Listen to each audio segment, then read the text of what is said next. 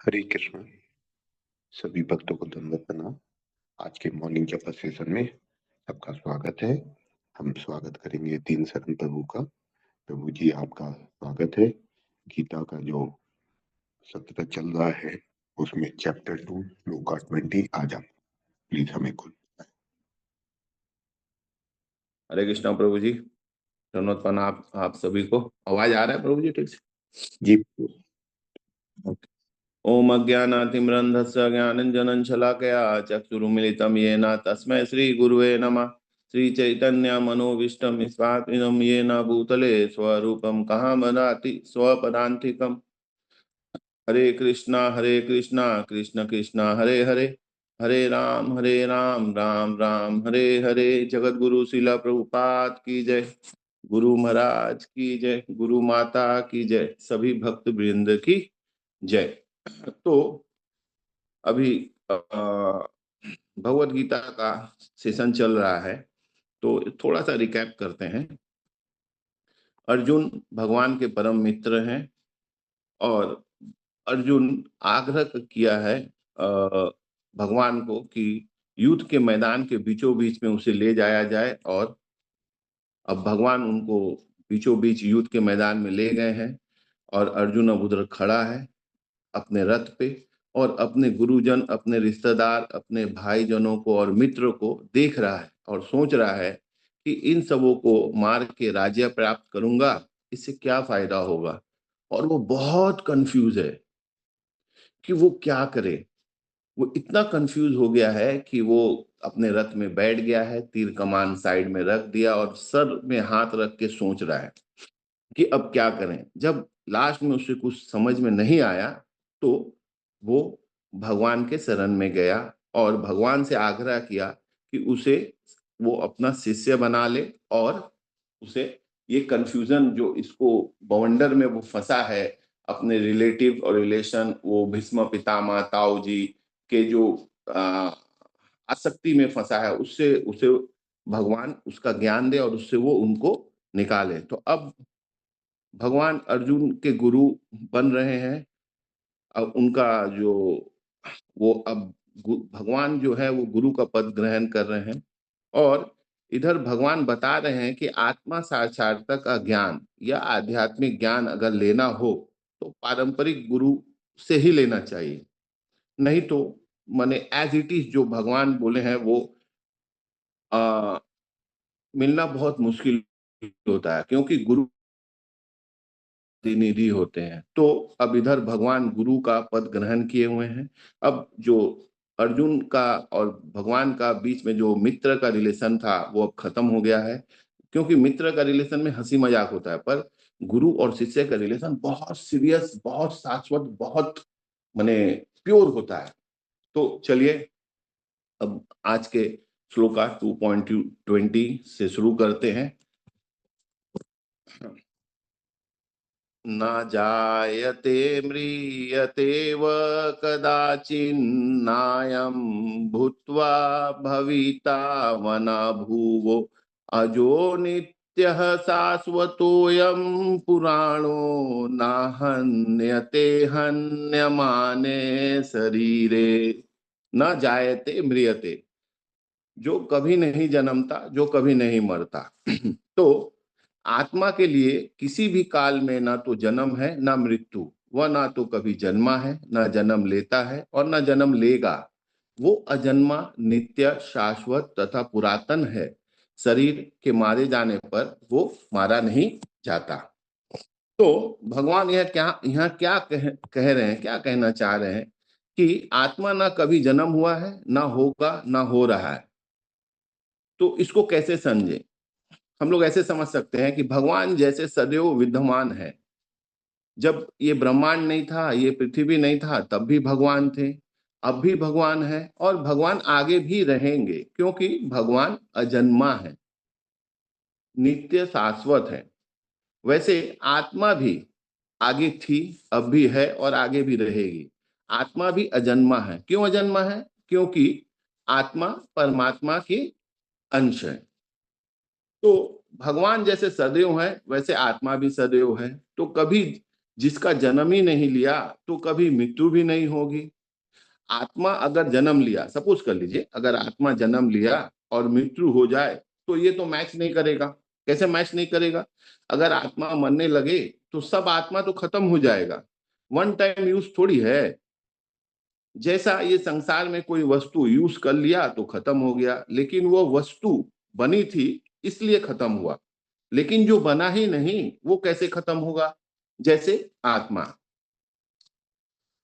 तो फिर शरीर और आत्मा का भेद बता रहे हैं भगवान।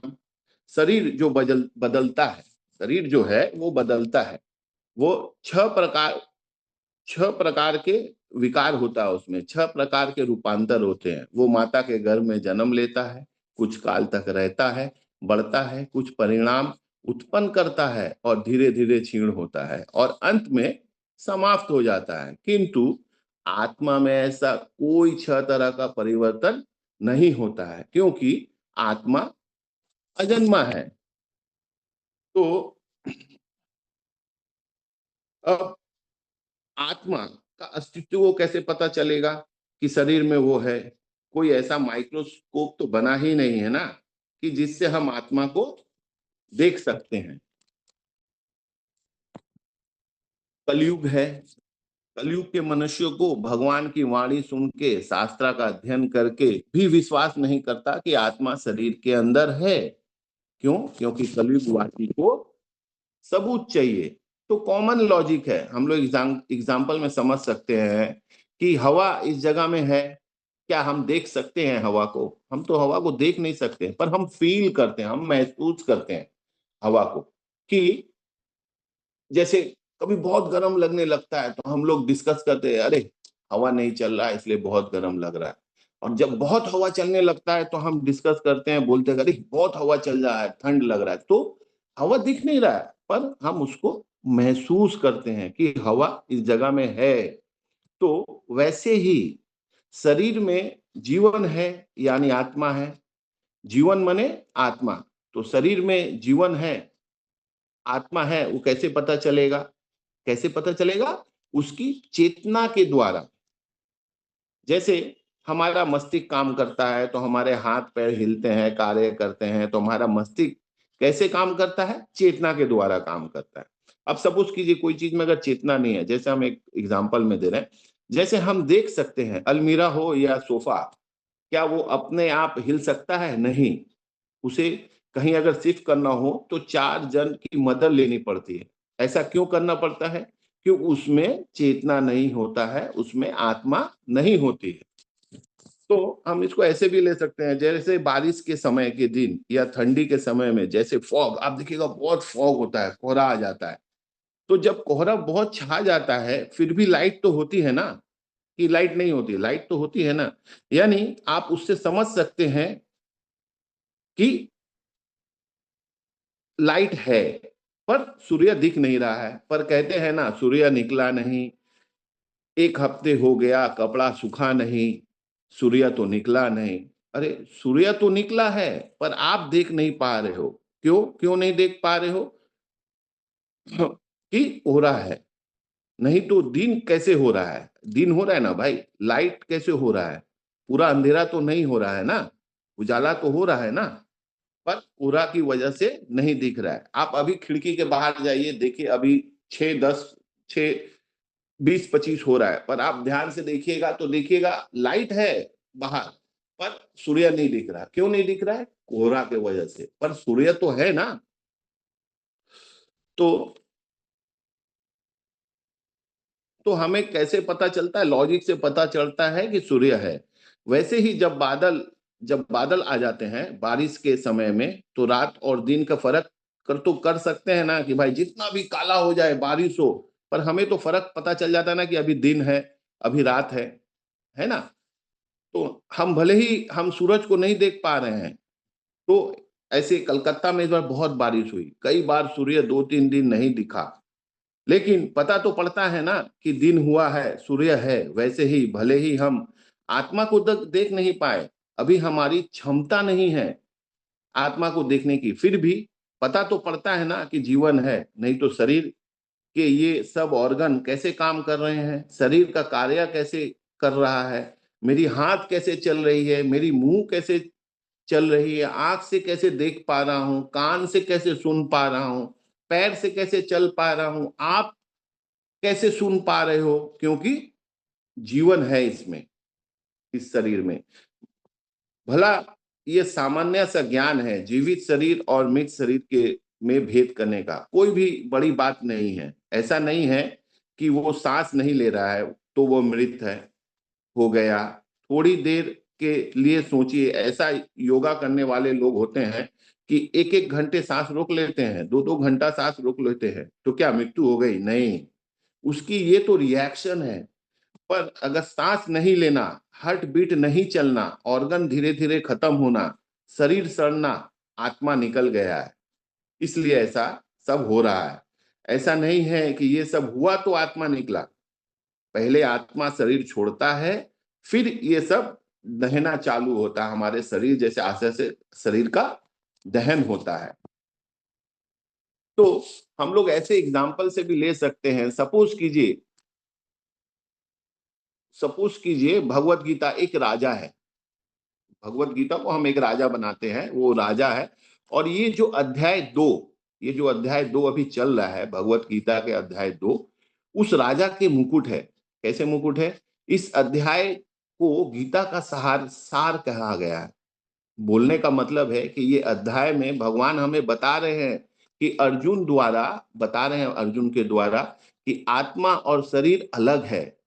आत्मा मरता नहीं है, शरीर मरता है। ये अध्याय में हमें बताता है कि आत्मा और परमात्मा का बीच का संबंध क्या है। तो अगर हम आत्मा के विषय में अच्छे से समझ लेंगे तो आगे की अध्याय समझने में बहुत इजी होगी। जो भक्ति योग, जो कर्म योग जो है, ये जो और भी जो अध्याय है, इसको तभी हम समझ सकेंगे जब हमें ये क्लियर हो जाएगा कि हम शरीर नहीं, हम आत्मा है। तो ये जो आगे का भक्ति योग, ये सब जो भी योग और भी अध्याय आएंगे, उसको समझने में बहुत इजी होगा। तो इसलिए इस अध्याय को ना गीता का सार कहा गया है। इसी अध्याय में आपको अर्जुन कंफ्यूज्ड है, नहीं समझ में पा रहा है, भगवान के शरण में गया है, भगवान गुरु का पद ग्रहण किए हैं और अर्जुन को समझा रहे हैं। तो जब अगर हम आत्मा के बारे में और परमात्मा के बारे में और ये शरीर के बारे में अगर अच्छा से समझ लेंगे तो आगे के अध्याय को समझना बहुत इजी होगा।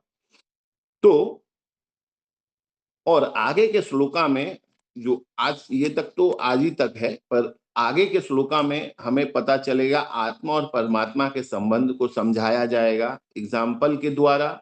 जैसे मैं छोटा सा बता देता हूं, एक वृक्ष पे दो चिड़िया बैठी है, एक देख रही है और दूसरा कुछ खा रहा है। तो आज आज इतना ही तक। और आत्मा और परमात्मा के संबंध को जानने के लिए इंतजार कीजिए कल तक। हरे कृष्णा। जगत गुरु शिला प्रभुपाद की जय। हरी हरी बोल प्रभु। बहुत सुंदर, बहुत सुंदर, बहुत इंपॉर्टेंट श्लोक था और आपने बहुत अच्छे से बताया कि आत्मा का क्या स्तर है।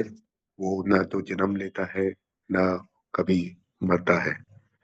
जो भी जन्म होता है या मरता है वो शरीर का होता है। बहुत सुंदर, बहुत सुंदर प्रभु। ये अंजलि माता जी, आपका हैंड रेज है, आप कुछ बोलना चाहती हैं?